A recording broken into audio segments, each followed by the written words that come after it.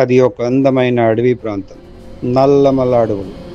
ఆ అడవిలో వన్యప్రాణులు, పక్షులు, చెట్లు, అడవి మనుషులు అందరూ ఉండేవారు. సింహాన్ని చూసి ఎవరు పిలిచి రాజుని చేయక్కర్లేదు. అలాగే ఆ అడవిలో ప్రతి ఒక్కళ్ళు ప్రేమించేది, ఇష్టపడేది ఒకే ఒక్కడిని. ఆడే మన రమేష్ గాడు. ఆ అడవిలో రమేష్ గాడి మేలు కోరుకునేది వాడి ఫ్రెండ్స్ గోపిగాడు, వాసుగాడు, ఉమాగాడు, సాయిగాడు. అతను ఆ అడవికి రక్షకుడు. అది చూసి ప్రపంచమే అతన్ని గుర్తించి ఇంటర్నేషనల్ వైల్డ్ లైఫ్ సర్వీస్ అవార్డుని ప్రకటించింది.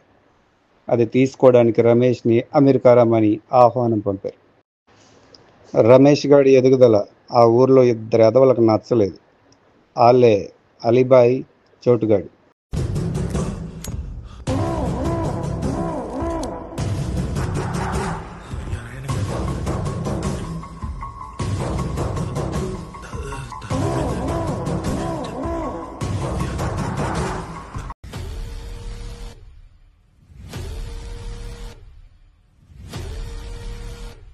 రమేష్ గాడు అమెరికాకి వెళ్ళడానికి హైదరాబాద్ నుంచి ఫ్లైట్ రేపు ఎక్కాలి.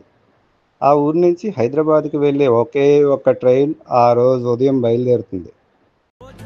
ఆ గ్రామంలో రమేష్ సాధించిన విజయాలకు మిత్రులందరూ రమేష్ గారికి ఘనంగా సన్మానం చేశారు.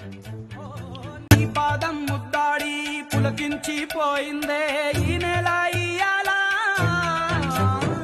మా పల్లె బతుకుల్లో మా తిండి మెతుకుల్లో నీ ప్రేమే నిండాలా. అలీబాయ్, చోటుగాడు కలిసి రమేష్ గారిని ట్రైన్ ఎక్కకుండా చేయడానికి ప్లాన్స్ వేస్తున్నారు. కోపంతో రగిలిపోతున్నారు. 100 కుక్కలు ఒకటైనా సరే సింహాన్ని ఏమీ చేయలేరు. అలీబాయ్ గ్యాంగ్ రైల్వే ట్రాక్ మీద కాపు కాసి రమేష్ గాడి మీద అటాక్ ప్లాన్ చేశారు. ఈ విషయం రమేష్ గాడి మిత్రులకు తెలిసింది. పోరాడవలసి వస్తే సింహంతో పోరాడాలి, బురదలో దొర్లే పందులతో కాదు. అందుకే వీళ్ళ ఫ్రెండ్స్ 2 గ్రూప్స్గా విడిపోయి ఒక్కొక్క గ్రూపు అలీబాయ్ గ్యాంగ్తో అటాక్ని ఎదుర్కొంటే రమేష్ గాడు వాడి ఫ్రెండ్తో ఈలోపు ట్రైన్ ఎక్కాలని ప్లాన్ చేశారు. అలీబాయ్ గ్యాంగ్తో తీవ్రమైన పోరాటం చేసి రమేష్ గాడి మిత్రులు ఎదుర్కొని ప్రాణాలను అడ్డం వేసి రమేష్ గారిని ట్రైన్ ఎక్కేలా సహాయపడతారు.